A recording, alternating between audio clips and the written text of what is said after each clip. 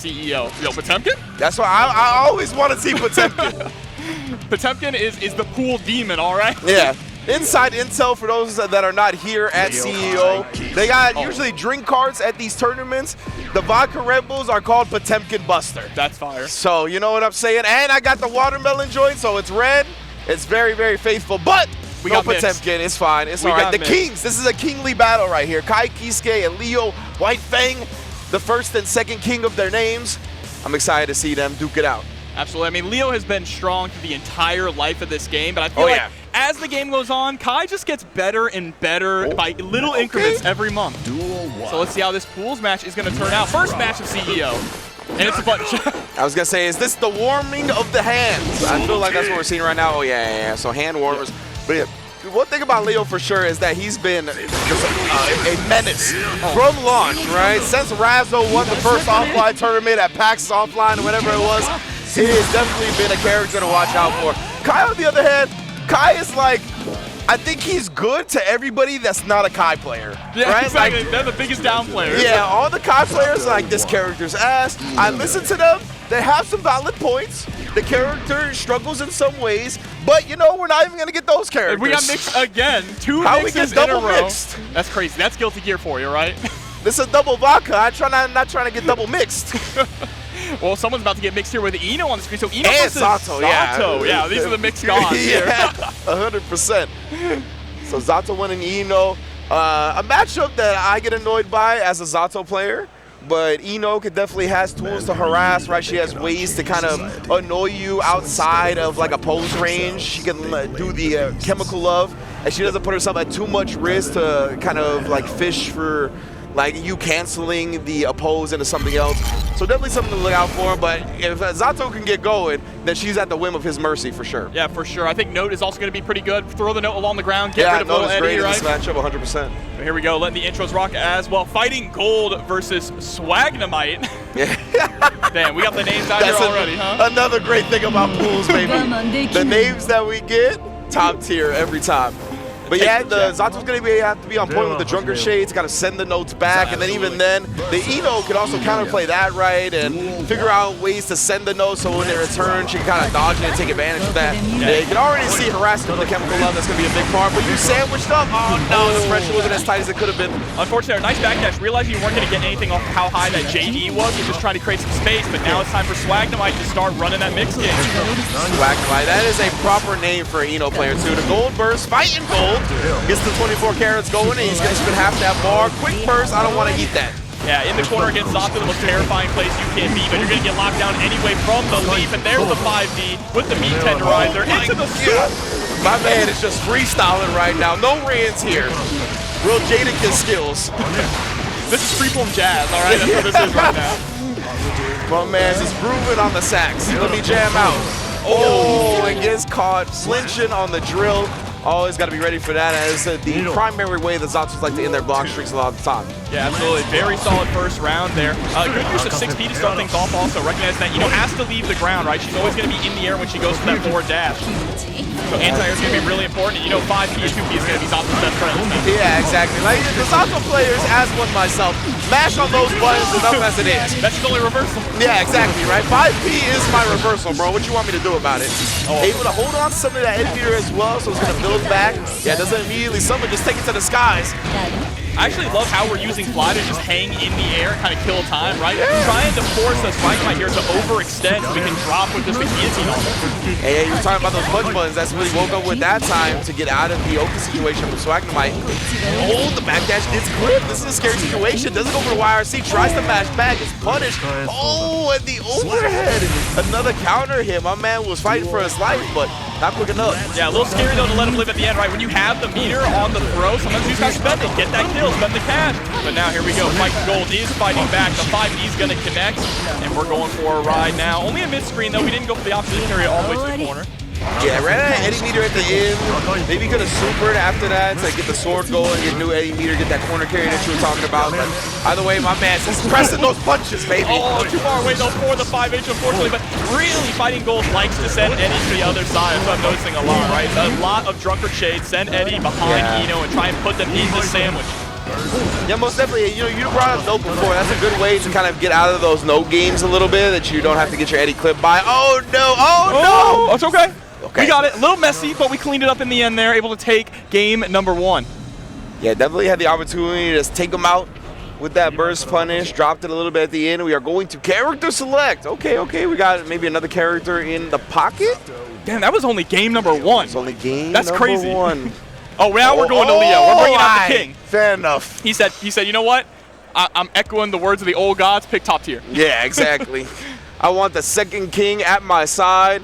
He's like, I want a DP, and if it's blocked, put you in a 50-50. I still have flashbacks to the patch notes. Leo had a hard time getting in, so we made his back turn K dash cancel. My man really got yunned in the Guilty Gear Strive. That's crazy. He said he had a hard time getting in what world, Daisuke? Yeah, for those that don't know, in Street Fighter 4, they had a patch that said Yun had trouble getting in when he really didn't, and they gave him a +1 on his like EX forward advancing special. My man Leo got that same treatment. It was wild. When he got the overhead as well, already starting off much stronger here for SWAGNEMITE. But even if you have better offense with Leo, you need to work on that defense, right? You cannot allow yourself to get stuck in the corner, and this is a good start. Yeah, right now, this is definitely looking like a smart switch. Zato already bleeding heavily, but that is one of the best starters you can get with the character right there, the opposed 2H. He still ate a lot of damage even before that. I kind of like him using the RC right there to ensure that, like, he has to think twice about drunkard shading the heavy projectile. Exactly right, because Leo is absolutely ready. If you do that, you're leaving yourself wide open for an instant air dash there, but SWAGNEMITE is able to take a round now. Switch to Leo is working out handsomely. Yeah, you'll see Zato's kind of play around with that flight game a lot, right? Trying to throw off people's anti-air timing. That was real good discipline from SWAGNEMITE. Get that 6P off still, and oh no, did the command throw way too early, resulted in a back throw punish, gets rid of Eddie, and it's getting rid of most of your life bar. Yeah, absolutely. One more mix could decide this here. Are we going to see the run through? Yes, we do. Absolutely. The slash. Didn't have any meter to close it out. There's the PRC. Tried to bait out the throw, but you know, we're mashing on that 2D. That was actually like a smart decision right there. People love mashing throw, like when they land and it's a scramble. So I respect the backdash, but I mean, he was one step ahead, bro. That 2D is long distance. And it takes you off the ground, too. Even better. That's another thing, and that's probably why he did it, right? Because we were talking about the tendency for people to throw right there. And the airborne option's so good, and he just jumps at his burst. He's like, bro, I'm taking that. Oh, but there's the back throw now here for Fighting Gold. Doesn't summon Eddie at all, and the 2H just connects here. Trying to fight his way out of the corner. There's the YRC, gets rid of little Eddie as well. That's huge. Yeah, definitely. Oh, just mixing them now. You are in the lion's den, fam. You got caught reaching. Catch some of these lessons I'm teaching. Headbutt straight through the wall. Okay. Yeah, this Leo switch has been actually incredible. Yeah. He's been in full control of the pace of the match ever since we made that switch to Leo here, and it's been really hard for Fighting Gold to maintain offense. Yeah, and he finally gets the throw bait he was looking for there, but immediately SWAGNEMITE just bursts out. Now gets him caught reaching. Oh no, the overhead, the blindfold, bro, right on it. Yeah, Fighting Gold is trying to throw this back turn Leo way too much. Yes. Just getting blown up for it with the overhead constantly here. Yeah, unless he's like really in your business, you can't really throw him in back turn. He's pretty far away. Oh, what a 2K press there from SWAGNEMITE, sitting on a ton of meter, but the RC is going to connect. We don't get any follow-up. You can tell he's a little flustered. He's a little flustered from the like suffocating pressure that the Leo is bringing right now. He got a hit with the 2S, but yeah, you can tell. It's difficult. It is. It is 100%. Zato literally, we joke about him only having 5P and 2P as a reversal, but it's true. He doesn't have any actual true reversals. Maybe Amorphous, right, is his only metered reversal, but other than that, you have to hold on to this pressure, and Leo is a bulldozer. Yeah, and that's not invincible. Like the Amorphous is not invincible either, right? So it's definitely a rough spot for Zato a lot of the time when he gets put on defense. You got to have strong reads to get yourself out of these bad situations. So you see Fighting Gold right now, and really the defense from SWAGNEMITE has been really good. The burst, the YRCs, he hasn't let Fighting Gold get anything started. That also attributes to the moralization that he's going through. Absolutely, but PRC into the scoop. This is an opportunity here, but you have to watch out for that DP, right? SWAGNEMITE building up that meter passively with the positive bonus. Whoa, what a YRC. Yeah, he backdashed. He actually avoided the YRC radius, but again, that jump D definitely, from certain heights with no Eddie behind it, it's tough to convert off of. Absolutely, but that 2D, really easy to start getting pressure after that. Finally, a throw is able to land here by Fighting Gold, but can we fight back? Is on the edge of defeat here. Indeed. Has the corner at this point. It's where you need to keep Leo locked down. Keep the lion in his cage, brother. And that's exactly what we're trying to do. We did a good job backing up to give SWAGNEMITE just a little bit of space to overextend, but without giving up the corner. And there is a nice punish on the burst. Yeah, great job being aware of the burst in the first place and not get got by it. Oh, Dust as soon as he landed, but he didn't have the Eddie conversion, and he panicked a little bit on the block by RC, just taking the jabs, left some damage on the table, and no! This is going to be trouble for Fighting Gold. Oh, not like this. So close here, but Tech's off the wall, tries to use the JD. I love the fly. The back turn S, bro, that has a stop sign. Hitbox and a half right there. Doesn't want to press it to the oppose. Funky hitbox. It looked like the snakes actually passed him and didn't make a block at all. Somehow, some way, Fighting Gold clutches out that round. Good to see, good to see. Fighting Gold possibly being able to take this to a game at number 5, backing up, just trying to send out little Eddie there with the lead, but the Pierce goes the wrong way. Really unfortunate. That was a mini Faust impression that the Pierce just did right there. I was like, oh, okay, fam. Said you don't pay me enough, all Dude, right? for real. He's like, I am not King Jobber, I am First Jobber. Like, I need to get a raise. Oh, here we go, pushed into the corner now, just harassing with that JS. And this is gonna hurt so bad. Yeah, Fighting Gold definitely relying on the throws a little bit too much in these scrambles. It's costed him some big life. Right now, SWAGNEMITE getting to the other side. Does get caught reaching this time. It's slow-mo for you to react, but yeah, you can see Fighting Gold not really comfortable with the Eddie-less conversions, and now the Eddie is gone as well, so he's going to be able to combo off that dust regardless. SWAGNEMITE closes out the set 3-1. Yeah, and I think a big part of that set there, honestly, was just a lot of the throw attempts there from Fighting Gold. Yeah. Throw is just such a risky option, especially against Leo, because he has so many ways to blow it up, that when you're constantly trying to throw him, that's where I think most of SWAGNEMITE's damage came from those counter hits. Yeah, 100% right. It's one of those things that's very easy to kind of clutch onto as a security blanket in this game. 2 frames, right? It's still 2 frames, right? They didn't change that? Yeah. I don't think they changed that. It's so still like, hella quick. Yeah, still a very fast throw. So it's one of the fastest options in the game. A lot of time, the fastest option in the game, given the situation that you're in. So people will tend to rely on that defensively, right? So they want to mash that, get out of the situations. But a lot of the time, you could see like he was pressing throw while the Leo was in the air, right? Yeah. And it was just like, you could tell he was just relying on that a little bit too much. So if he was able to clean that up a little bit, get those Eddie conversions going, learn some of the Eddie-less conversions, he definitely had the makings of a strong player. So hopefully see him back soon. But big ups to our Leo as well. Definitely looking strong on that character. I didn't realize he knew what he was doing so much when we saw the Eno. Once he brought out the Leo, I was like, oh, you play this game a lot. He was like, all right, you know, I wonder if maybe the pick originally was he saw the Kai in the button check, and so he went, all right, let me pick Eno for this, all right? Maybe. And then it was like, oh, well, I'm locked in against Zato, but you know what? Maybe we can do this. He said, nah, we're going back to the King. And you know, the pools is a good time, especially with 3 out of 5 that Strive is throughout the whole tournament. It's a good time to kind of test these characters that you're maybe working on as a secondary to get that tournament experience going. You need that to make sure it performs at the level you want it to. Absolutely, and we even see that with the top players, right? A lot of top players have been really committing to, since we're kind of in a settled meta at the moment, right? Especially with the end of Season 2, a lot of top players have been jumping onto other characters and really sticking with them. Like you see, Hotashi has been playing a ton of Bridget, right? Yeah, Just sticking with Bridget for a lot of these tournaments, a lot of these online tournaments as well.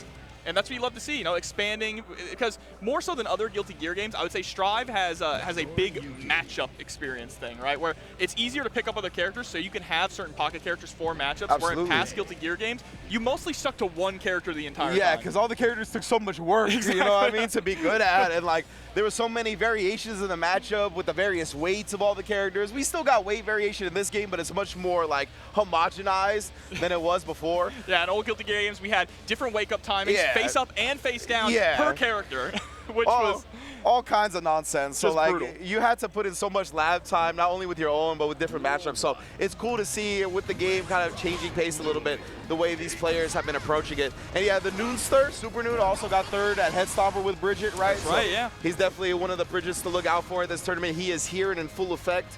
A lot of good Bridget players.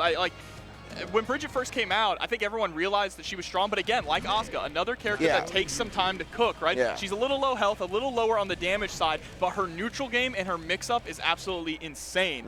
And now that she's gotten time to bake in the oven here, this brisket is fully smoked, all right? For real. The Noonster needs to send Diaphone to cut of that check from Headstomper, bro.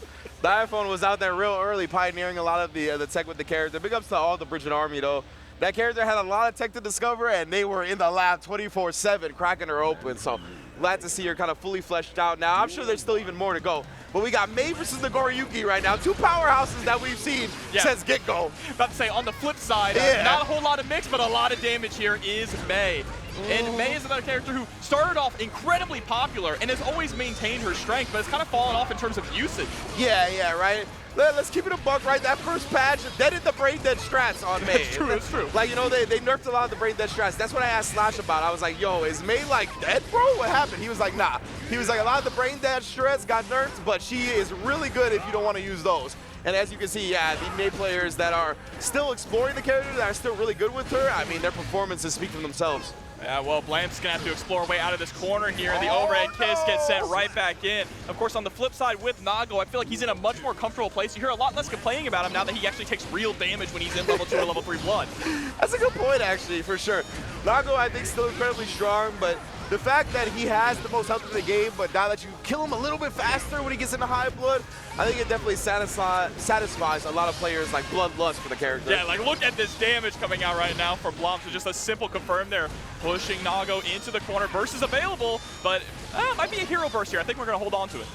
Oh, my man trying to pop off with a tattoo on him. Oh, and he actually hits with no cinematic and too far for the 6H follow-up.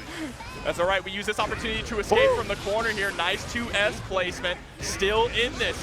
Gets the counter hit. Tried to go for the RC, but went for a quick RC. Oh, indeed. Yeah, he was already committing to a button afterwards rather than waiting for the burst. The clone, one of the best projectiles in the game right there, just slashing the air backdash falling button attempt. Get that out of here.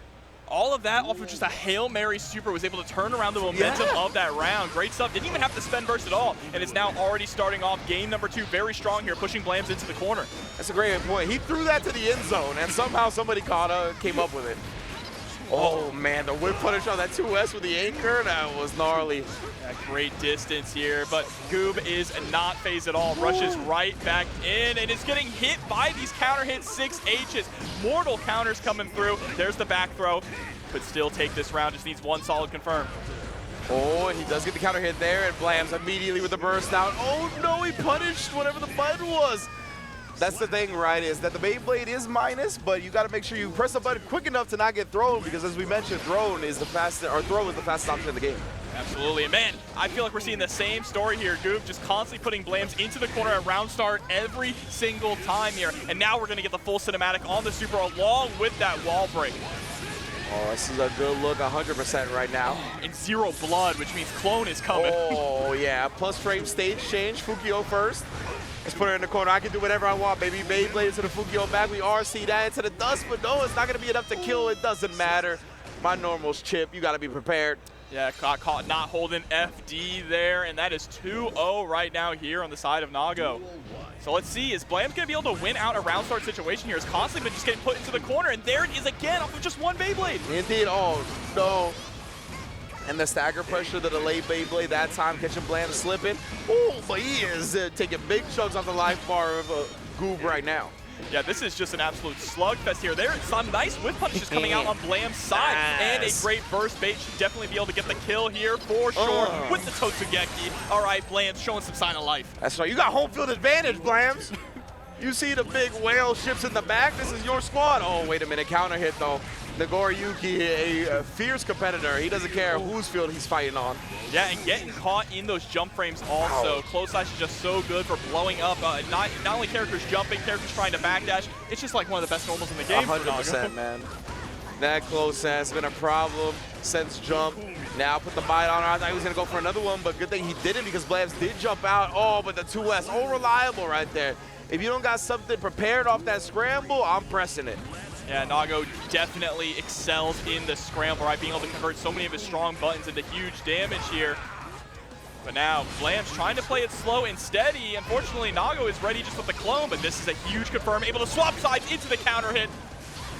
Yeah, it's a good look. Blam, one of his best rounds yet, but just as I say that, gets his Dolphin 6P. Just 6P the Dolphin, bro. Even Goob can do it. You have to watch out, though. There's the Scruff McGruff taking it 3-0. Yeah, man, that is a powerful, powerful tool that Nagoriyuki has had from launch. It's that clone into the command throw behind it. Always scared, always looming in the distance right there with the Fukio. It's an expensive option with the clone and the Fukio forward, but if you can land the command grab, then all that blood gets drained, baby. Exactly. That's why he's the one-shot character, right? Because he only needs one shot to get in, and then the match is over. That always cracked me up. How like much Tasty Steve drove that point home when this game launched. He was like, bro, the game calls him a one-shot character. That's ridiculous.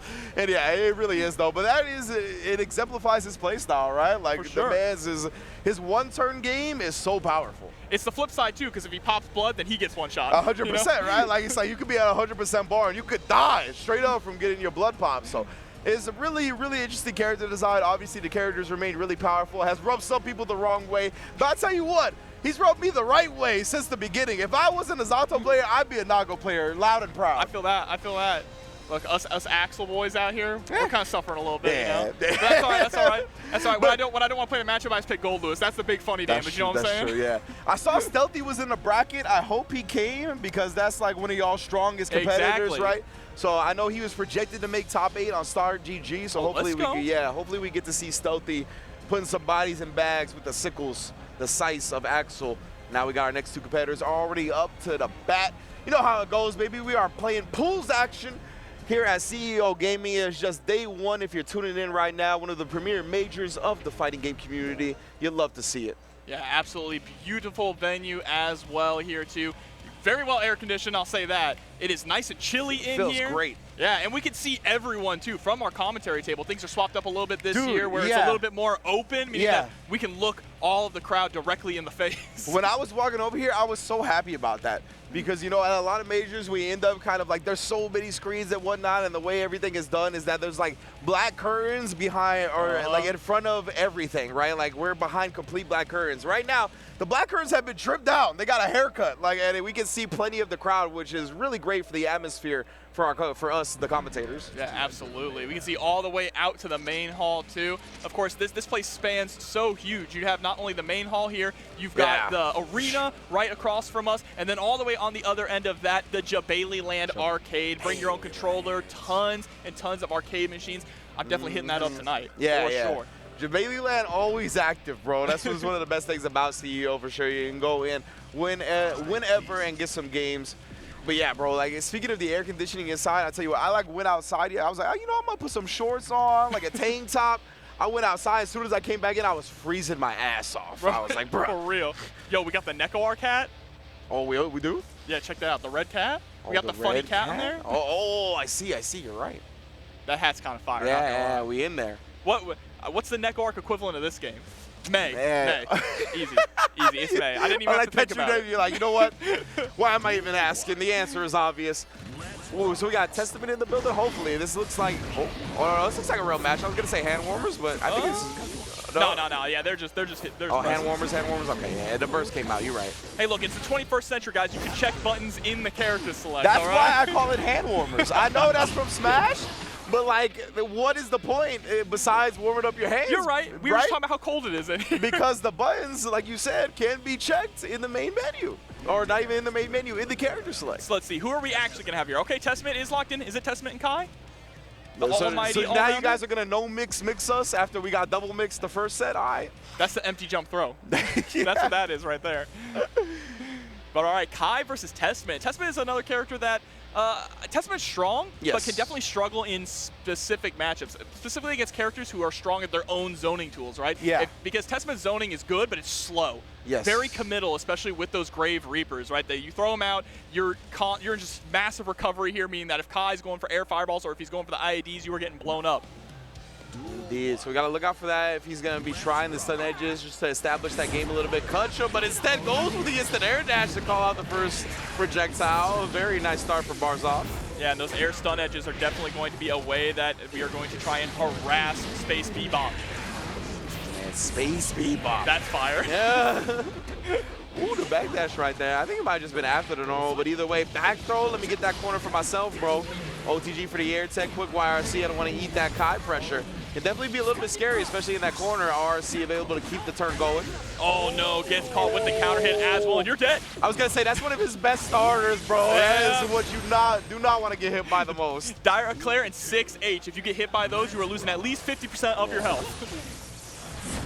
Oh, this time we go for the upwards Grave Reaper. Very nice, trying to play this zoning game again. But you see, Barzhad is doing such a good job harassing with those air fireballs and reacting to the teleports from Space Bebop.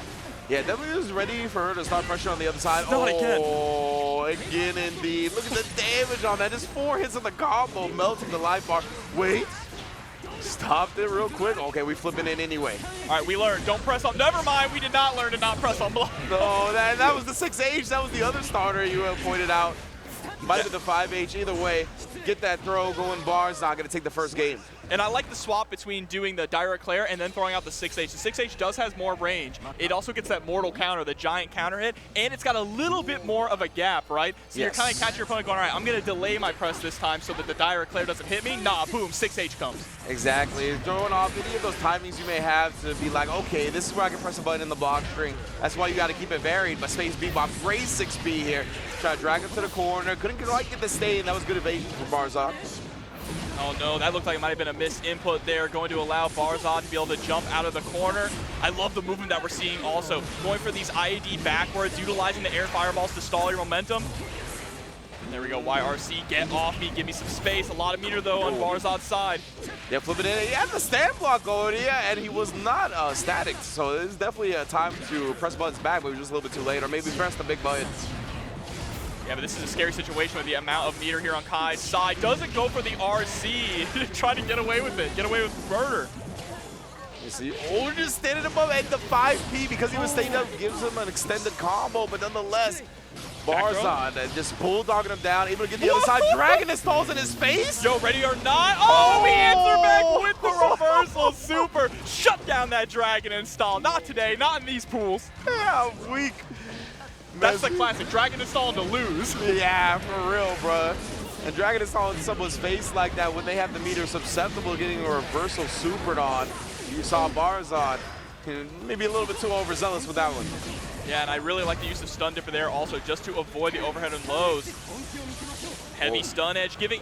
This is just shows that Kai is getting too much room to navigate in neutral when he feels comfortable to just throw out heavy stun edge like that, right? Exactly. It means that Space Bebop is not being aggressive enough. Yeah, it wasn't even from full screen, right? It was from just a couple character links away. So definitely Space Bebop kind of put the tools. Testament has the range to really prevent Kai from doing that, and really showed out in that round to take the game. Yeah, very nice. We finally got that and confirmed into the Succubi super. I think we wanted that a little bit earlier in the set when we got that wall combo, but we dropped it. But being able to close it up there is nice. Now playing a bit patient here, walking back, just trying to get that spacing started.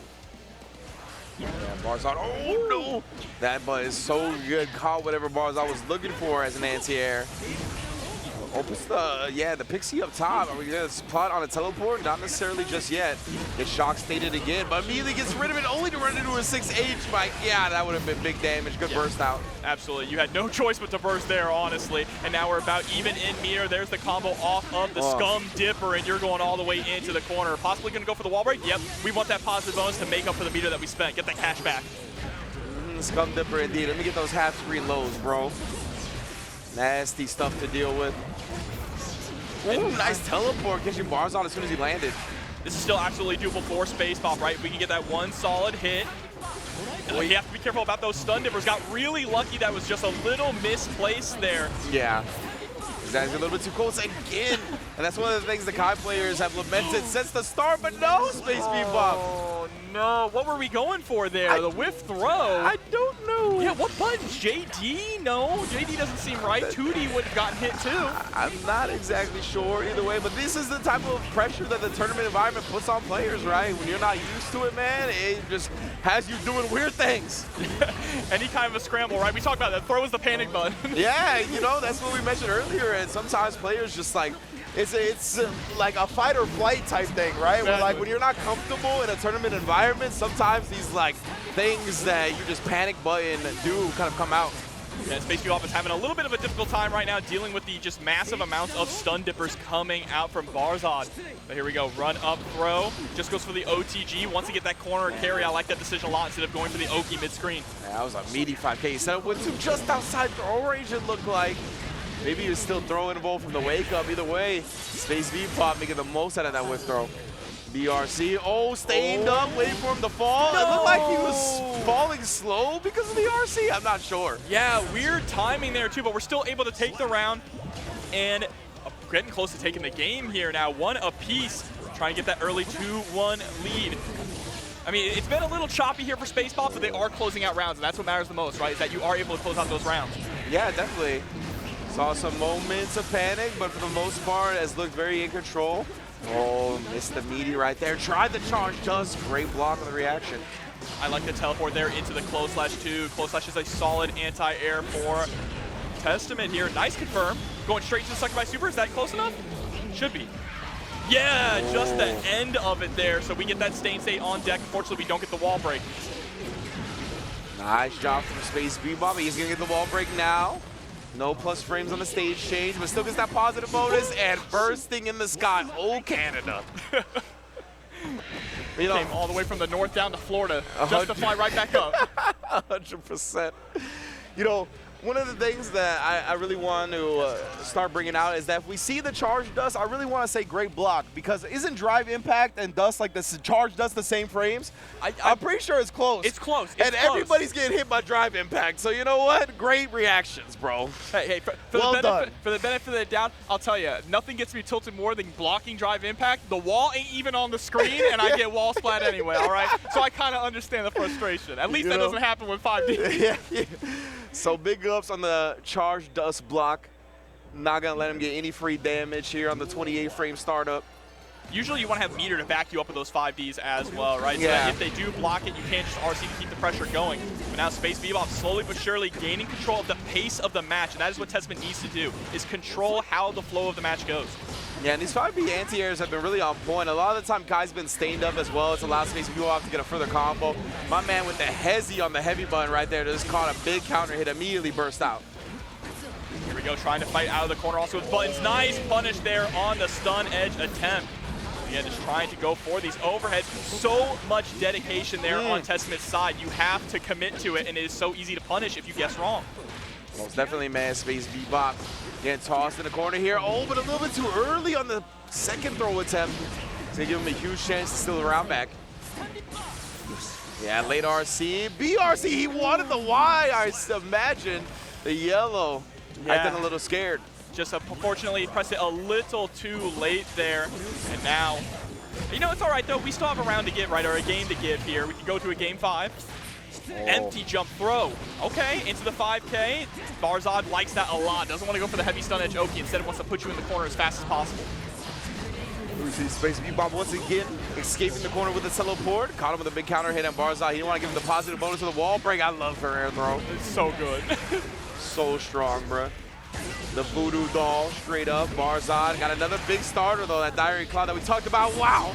And I actually like how Barzhad goes for the heavy stun edge to bait out the bird too, right? You run behind it, it gets rid of the unholy dire, but now one more touch is all Space Bebop needs here to put themselves at set point.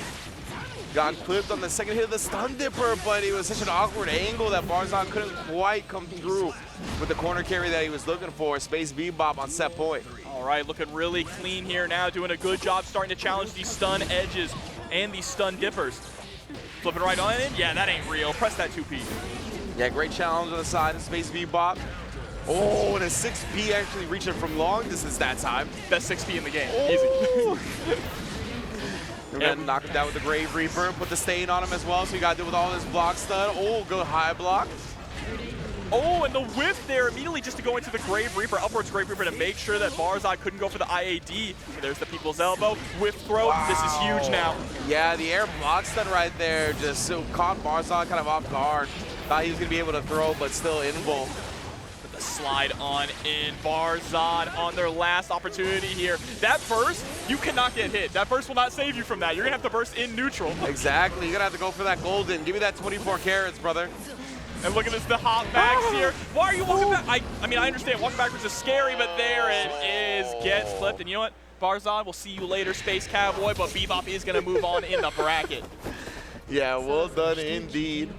Started off a little shaky, if I recall correctly. I think went down the first game, but ran it back 3 straight afterwards, and that's the power, right? That's what you always got to use that first game in tournament format for, that intel. Figure out the type of opponent you're playing against, adjust your game plan accordingly, and that's what we exactly saw from Bebop. Especially with a character like Testament, who's a little bit more slow and wants to play that neutral game. Yeah. You know, if you're Leo, you don't even want to find out what your opponent does. You just want to steamroll them, right, and not let them play the game. But characters like Axel, like Testament, like Bridget, they force you to play the game. You have to play that neutral game and zone out your opponent and figure out what kind of style do they like to go forward with. But good stuff so far in the pools, and of course these pools are going to keep continuing forward here. Tons of great players, and man, CEO already off to a great start. Most definitely, man. It's just day one. We got 3 days of action, of course. Here, my man King Jobber teased the arena a little bit. Apparently, it's looking fire. I can't wait for that. That's always an electric atmosphere. There's been so many great fighting game moments happen in the arena. My favorite, I think, is probably the Thanos snap from Nee. When Nee came out with the full gauntlet, entering into the Thanos theme. That's my dude right there for sure. It's been just one of the premier majors for the fighting game community for a long time. I was talking to Diegubis. He's like, bro, I've been coming to this tournament since 2011. That's what, 12 years of CEO, bro? That is insane to think about. So it's just cool. And people keep coming to the tournament for a reason, man. You know, it always delivers. I mean, if you're a fighting game fan, if you're a wrestling fan especially, CEO is the place to be. And you talk about entrances too. I know this is one you remember. Definitely Apology Man versus Kazunoko. 100%. The TN? Yeah, the TN I was in there. I was in there for the overhead camera for the Yamcha shot? That was crazy. Yes. Definitely, that was a collaboration entrance idea between myself, Apology Man, and Sajam. That's we had like dinner the night before. Apology Man was like, "What do I do with my intro, bro?" And we had came up with that one. So definitely big ups to Apology Man. Here's the question: did y'all run it by Kazunoko, or did he just? No, Kazunoko. I think Apology Man might have done it, but I don't think so, bro. I'm pretty sure Kazunoko just rolled with it in the moment, which is such a G thing to do. Big ups to Kazunoko, one of the GOATs. So good here, and here we go, hopping and back on the stick. Some familiar faces here. Yes, indeed. This was a fighting goal. This is opponent, right? I believe so. The player that played Leo and Eno in our very first set of the day, if I'm not mistaken. Yeah, so making it further here in the pools. Oh, this is Swagnemite. Yeah, Swagnemite. That's right. That's right. Go. Good looking out. Thank you, Mother Base, for informing me. I did not see the program, but it is indeed on my monitor. We're going to get this going. Swagnemite back in the building. We'll see if he tests the waters with Eno again, or if he's just going to go straight to the White Fang. Yeah, I mean, hey, if it's me, I go Leo. That character is that's right. obnoxious. But of course, this might just be, you know, hand warmers, button check going on here. We've been getting a lot of those. I'm expecting it. So I'm not even going to commit to that. We're playing May over here, all right? I'm not getting mixed up again. I'm not going to let them do that to me. Good point. I'm going to take myself out the game, out the mix. I'm going to call this Hagger assist. Get me out this mix. Just lariat on out of here. Mm-hmm. Let me see right now. Okay. I don't want to say nothing. Oh, yeah, that's what I thought. That's what I thought. I hope we get May, because May is a lot of fun, definitely on brand here for in Daytona. And you know, the denim hoodie goes kind of hard with the denim hat. And the denim hoodie, she's got the Canadian tuxedo on. Denim from head to thighs because she don't got no pants. Exactly. All right, hold on. It's button checks and just the combo trials, all right? Yeah, right. That happened at Combo Breaker in Exerd. They went to the combo trials for Leo. We're playing through the combo trials while they were warming up.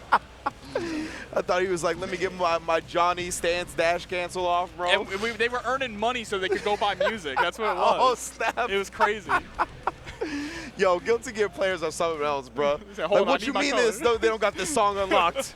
I'll do it myself. But we are going to start things off with Eno, so we are testing the waters with Eno here. I kind of like that. You know, go game one with Eno. If it doesn't work out, then you swap to the trump card. That lets me know that he's very serious about this character as an alternative to the Leo, right? Like, he's trying to play this character first, give himself that tournament experience to get used to it. Let's get against Oakey. See if he hit him with the Oakey doke.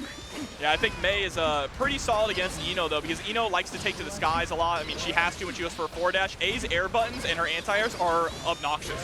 They're incredibly strong. Yeah, most definitely. And that's something you got to be really aware of. Nice job, though, being aware of the burst. Let's cancel it into the stroke.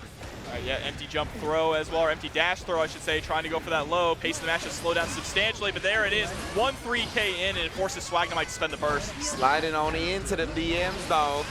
Oh, my goodness, and Oakey, the leading Swagnemite. Yeah, and a lot of layer 1 so far from Oakey, just a lot of just a lot of dolphin pressure coming out. And you see SWAGNEMITE tries to go for the 6P there, but gets blown up by the 6H. It's only been Oakey so far. There's been no Doke. We gotta see if the Doke comes out. If SWAGNEMITE earns the Doke. You have to watch out for the threat of command throw, right? But gets caught by that 2K. The amount of damage that Oakey got off just as a 2K star there because the risk gauge was building up and because Eno is made out of glass. Yo, the guitar to the face though in the air-to-air, and immediately Oakey. That's one of those things, Maze love taking advantage of that stagger stun that you get put into, right? That is gonna dash up and throw you while you're trying to mash out of it. Great stuff for the Totsugeki finish. You know what it is? I've never mashed out of that stun in my life, Rich. Never. Oh, because you have to time it in this game. Yeah, It's not exactly. just mashing, right? Yeah. See, when they let me mash, I go 2 hands You're on just that. But now they're like, no, hold on, you have to time it correctly. I'm like, I don't want to time things, Yeah. man. Just let me out of here. Let me out of it. Let me literally run my hand across the buttons and get out. But nah, in this game, like you mentioned, you gotta straight time it. So. Yep. And now it is time for Leo Whitefang here coming on in. Yep. So Eno didn't work out, just kind of got steamrolled there, unfortunately, but Leo is definitely going to be able to do the steamroll, and we just need that one solid knockdown and start running that mix-up game. Yeah, and always when it comes to playing against Leo, I always wonder how clean the person's safe jump timings are, right? That's always something you got to be looking out for because they're going to let the flash kicks fly. And of course, if they have meter, you're going to be put into a mix-up regardless if you have a safe jump or not. Yeah, speaking of the devil, and it will appear, right? Flash kick is just such a strong tool, especially with the hard knockdown, too, at the end of it, just allowing Leo to run even more mix-up. Here we go. That's the thing, man. Every knockdown he gets, the pressure continues. There's no relief. That's why I call it the Lion's Den. Right now, the Dolphins are fighting back here, land versus sea. And there's the back throw into the corner. Overhead coming? Yeah, good block on that. Definitely a great block, and immediately burst out as well. Give himself a better chance at life, but the air throw from beneath, that is the classic Guilty Gear. And then you got caught in the Lion's Den at the end. Back turn mix-ups, you ain't making out of that alive. Yeah, and it's kind of a familiar story here as well. SWAGNEMITE already doing way better with the Leo swap. Ooh, but gets caught by that 5H. Nice 6P there on the up Dolphin attempt, starting to adapt to these Dolphins. And remember, that is layer 1 of May's game plan. Once you start shutting that down, then you really force her to swap things up. It's true. Say it with your chest. SWAGNEMITE now. Oh, yes, the pillars to bring him all the way to the corner. Oakey, though, I was going to say he's got 50% tension on his side. How does he use it? Wake up Orca, baby. The Orcas, the Orca army. The Orca army. Do it for the boys in the back. Your ship's made out of whales. And I like how we're starting to slow things down a little bit here with Oakey. There's the throw. Recognizing that going too fast-paced with the Dolphins, kind of a detriment for them. It was just scary to me how long he charged up that 6H, bro. I was like, please don't press the button. Oh, but slides right on in to get tossed. Okay. And there's the low. Okay. That's fine. I thought the OTG was going to kill, but we're good. The back turn K gets the job done. All right, so bringing back one game here. One apiece, yeah. I mean, SWAGNEMITE, when he switches to this Leo, you can tell it's really the business character. That's the main chicken. Saying we need to get out of pools. Yeah, exactly. All right, we're not trying to be a lifeguard right now. But Oakey is going to try to drag SWAGNEMITE to the bottom of the sea here with all the creatures. There's the Dolphins coming in again. Swap sides with the Dolphins there underneath. Yeah, but then the beach ball, no match for the mighty projectile of Leo. Getting dumped on the way there. Tried to catch it, open up with a throw bait attempt. My God, the Totsugeki spam. Oh no, but tried to chase in the air there with the JS. Not going to work out. And now SWAGNEMITE is in full control in the corner. There's the RC. We gonna go for the wall break? No, we just want to hold on to the pressure. Yeah, looking to keep the corner primarily. Maybe with the right hit, the wall break can lead to a kill. But either way, this is not what you're looking for. Okay, that is. The back throw. Oh, it does connect. Yikes. I was like, maybe he's out of range, but no. The Orca, big body. He just pushed her off the Orca. That's crazy. That thing just kept going, so see ya. No mounts in this fight. It's not allowed. Just pressing on that 5H too. Just such a good disjointed button. Yeah, that button is bonkers, bro. Very scary. You can see him look forward again right there, but SWAGNEMITE coming from the skies, able to avoid that hitbox for the most part. Look at 46 game, we're flipping. There's the dipping. That's the flipping and dipping. All right, the okie dokie. Taste my heel, bro. And then catching the landing frames right there. Okay. Maybe not even landing, but right before he landed. Actually surprised we didn't go for the super there just to get the hard knockdown positive bonus. Let me get that to slide on in, but he dropped the combo. This is a real chance for SWAGNEMITE. The overhead is there. You got the super to give me that stage change. You're alive, right? With the bluff frame. Okay. Sometimes that super does a deceptive amount of damage. Yeah, you never really know. Difference though is May's got that Japanese guts, but unfortunately there the whiff throw means that we are going to go to game number 3 here. 2-1. Indeed, SWAGNEMITE.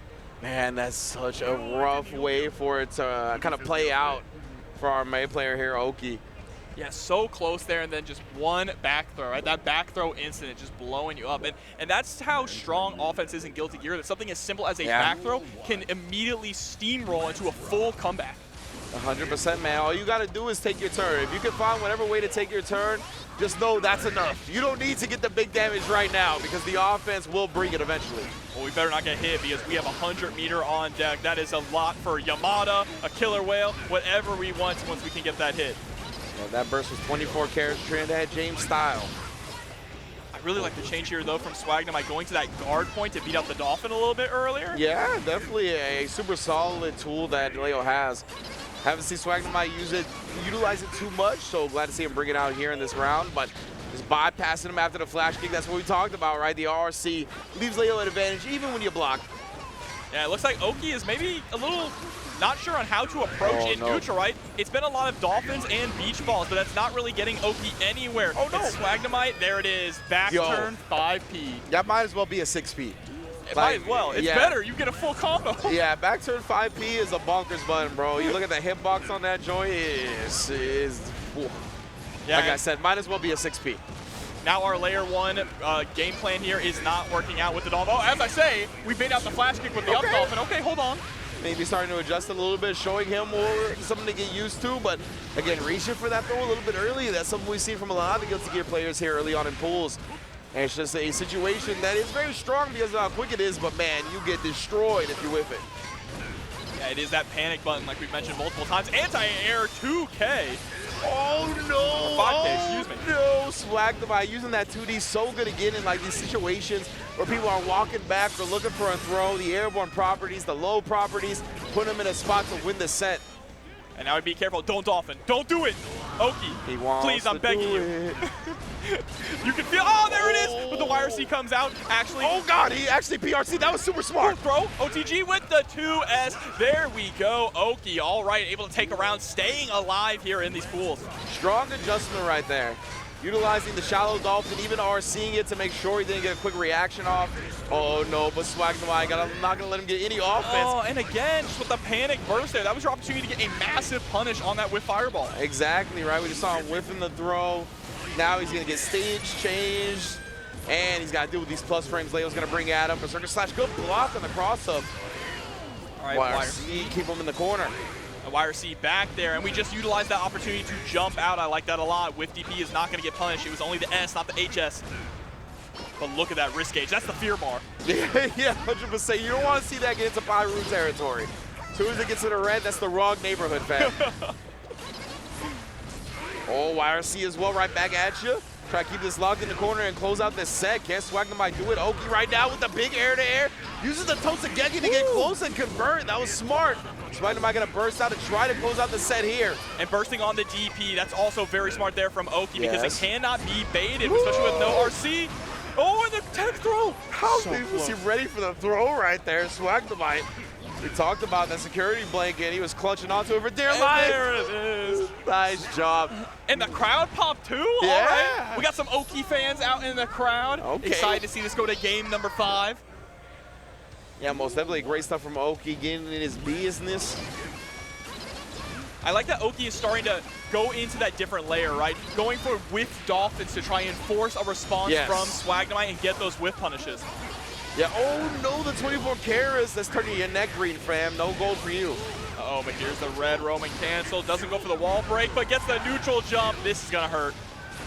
Indeed, SWAGNEMITE looking good. It's gonna be neutral state on the stage change, but nonetheless, oh, just a big jump heavy. Either way though, because he didn't get a full combo, Oakey just had the Totsugeki ready. And yeah, plenty of time in the world to react there. And SWAGNEMITE is once again here now at set point. Goes for the jump in there at round start, and DP's the Dolphin. Not a good start here for Oakey, and neither is getting clipped on that 6H. Definitely a rough spot to be in. SWAGNEMITE on set point, in control, trying to wait for what Oakey's gonna do, but ends up just rising with a jump H, catches him with a back turn, or excuse me, that was a 6H. Yeah, and Oakey threatening negative penalty here. Tension pulse is going down, so not going to be able to build up as much meter on this offense. Well, I see the backdash at the end getting clipped, even if it doesn't cross up. Another one, burst doesn't come up with anything again.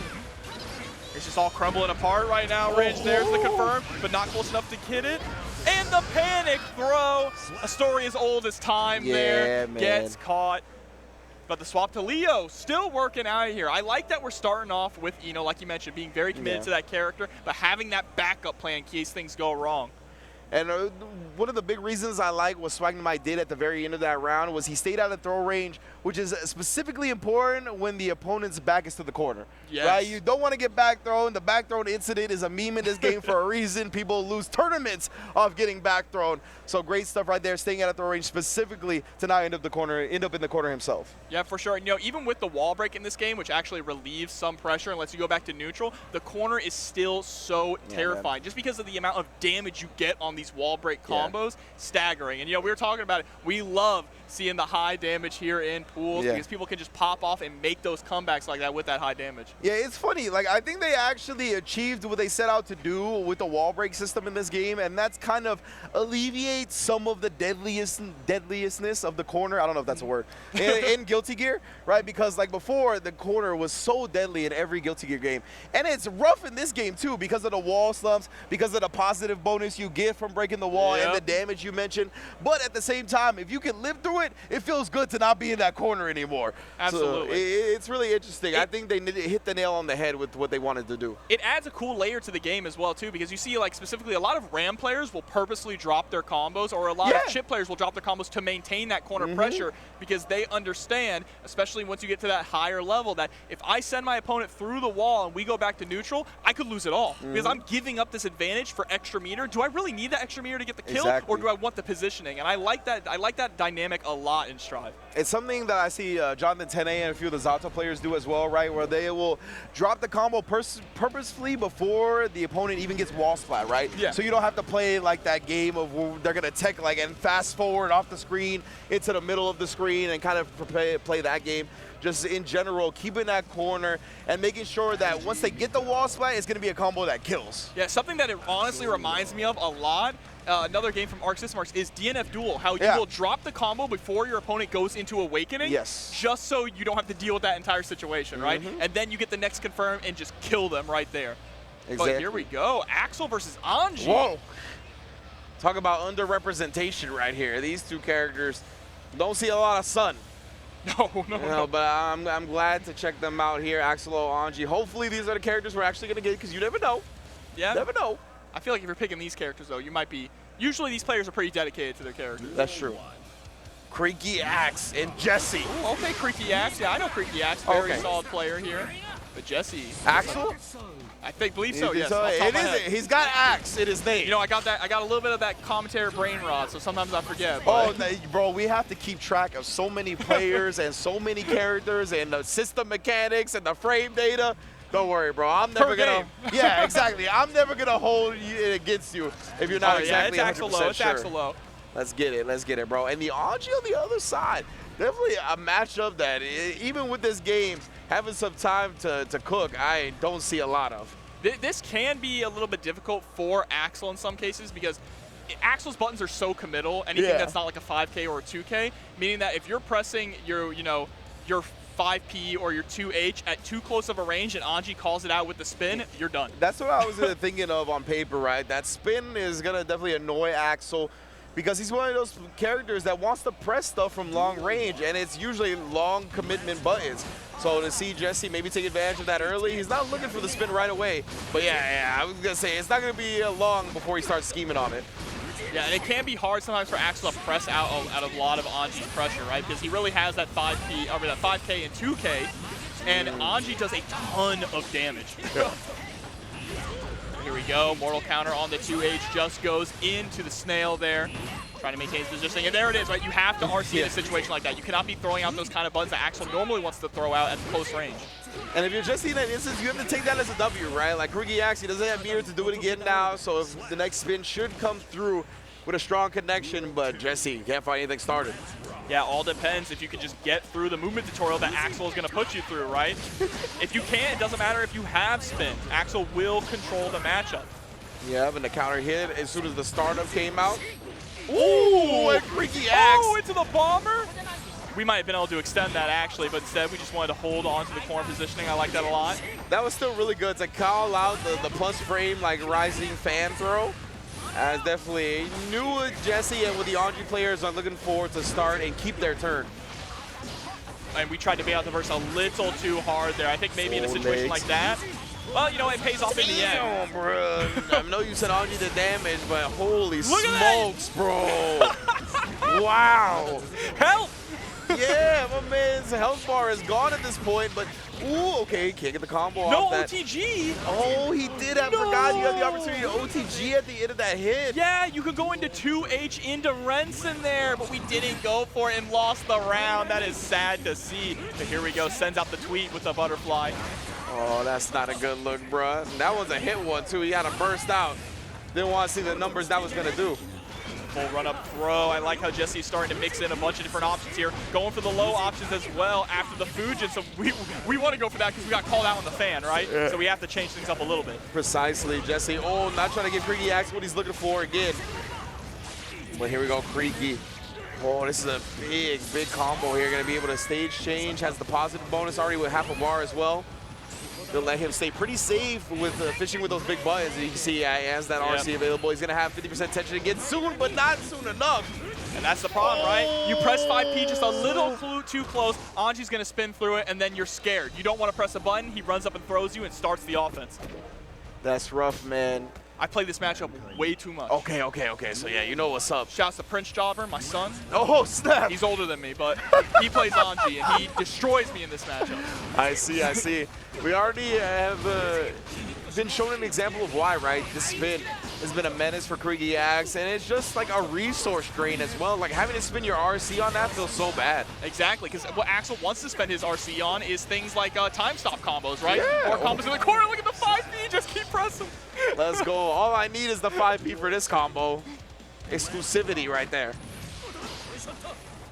All right, like the patience. Again, also being able to spin through Rainwater is huge for Anji. Because Rainwater is just a good way for Axel to disengage, create space, and if you get caught pressing, he gets a full confirm off of it. And that's one of those things, right? I think that's how to judge a matchup as problematic is if it takes you out of your comfort zone, right? If like the character's kit just doesn't allow you to do things that you normally would do, then it's a little troubling. Exactly, you have to change your entire way of playing Axel in this matchup there just because of the spin. But here we go, gets the confirm off of the Rainwater, reeling back in. Oh, we're going for it again. One more time? Oh, okay. Yeah, want to catch him flinching on that close S right there. You can see as soon as Jesse gets room to breathe, he's bringing out the spin, but that time CreakyAxe had the meter to keep himself safe, take advantage of it, but Jesse's in. How are we going to make the most of it? And he gets the low again with the RC, baits out the burst. That was incredible discipline. That was a late burst from CreakyAxe, and Jesse's still baiting out, but no! Oh, no! Spending the burst there, and there's the RC, gets the touch with the 2S. CreakyAxe going to be able to tie things up 1-1. You see that just leaning back, shaking the head there. He knows. He knows that was a mistake on that burst. Yeah, 100%, man. Very scary situation. If he connected that burst, I mean, he had CreakyAxe in the corner. He could have made a lot of damage happen. Ooh, the reset. Speaking of a lot of damage, big combo to start off. Had the butterfly at his back. There we go. RC, back up onto the wall. Yep, and we break it with the JD. Man, you're already almost dead. I looked away for a second. Ooh, umbrellas indeed. And yeah, just a burst out. Jesse, I mean, you could really tell he was trying to bulldog him down right there. He had plenty of life. He could have eaten the combo. It's not a good chance to win that round, but immediate burst. He doesn't want to give him any momentum, any like rays of hope. Yeah, and that's what you need to do against Axel. You have to bulldoze him, right? You don't want to allow him to start playing this zoning game. And getting caught over and over, just trying to press something here on the Rainwater. There's the BRC. Oh, you could have comboed off of that. He definitely could have. CreakyAxe let Jesse live for just a little bit longer till the side comes from the top rope. Answering back really well, too, with a dominating round. Wow, both players, the neutral jump at 99 seconds. But yeah, CreakyAxe is going to have better buttons from that range to air with, and then just running up and hitting him with the proper counter hit, try to beat out a burst.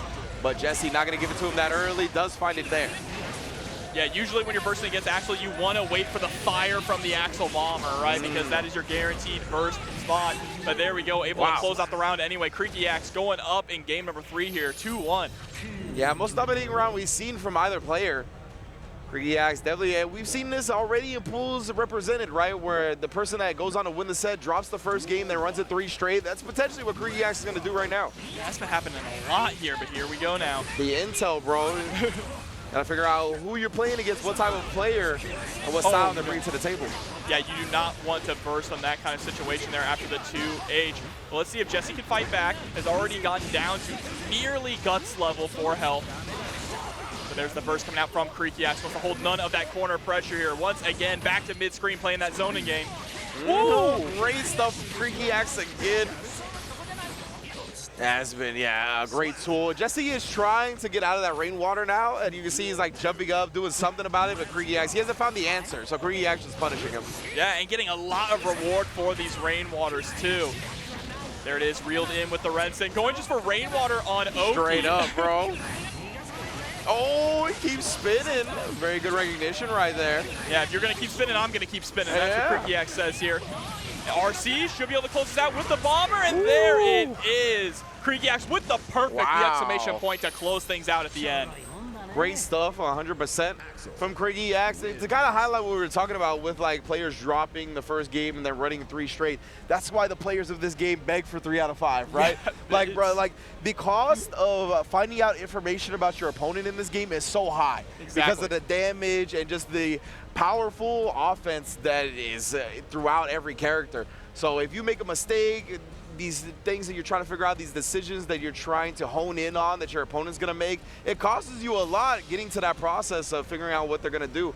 So I really like the 3 out of 5 format. I'm glad everybody's kind of standardized on that, and you can see exactly how it's paid off. Yeah, I mean, it's just an incredibly volatile game, right, with the level of damage. I know you have people talking about 3 out of 5 when every game comes out. Like, for right next to us, people are playing Street Fighter, right? But the difference with Street Fighter is it's much slower pace, so you have times you can take the opportunity to try and poke and prod your opponent to figure out what they do. You make one mistake in Strive, you're losing half your health. Yeah, bro. So having more opportunities to figure out your opponent, like you said, is definitely incredibly valuable. It's just so snowbally too, right? Because that one combo can be a wall break combo. That's a positive bonus. All that meter. Then all of a sudden they got 100 meters to kind of checkmate you in every situation you want to go at. So yeah, man, it's definitely a rough spot to be in. And so like that first game, if you drop it, to have that pressure on you that one more loss is the set, right? If it's 2 out of 3, it's tough. So I'm glad that the TOs have worked with us and have changed us 3 out of 5. Let's also be honest, too. There's just some goofy-ass characters in this 100%. game, all right? There is not a world where I would want to play Gold Lewis in a 1st to 2. I'm sorry. I'm just saying it, all right? Oh, you mean I lose for blocking? Okay.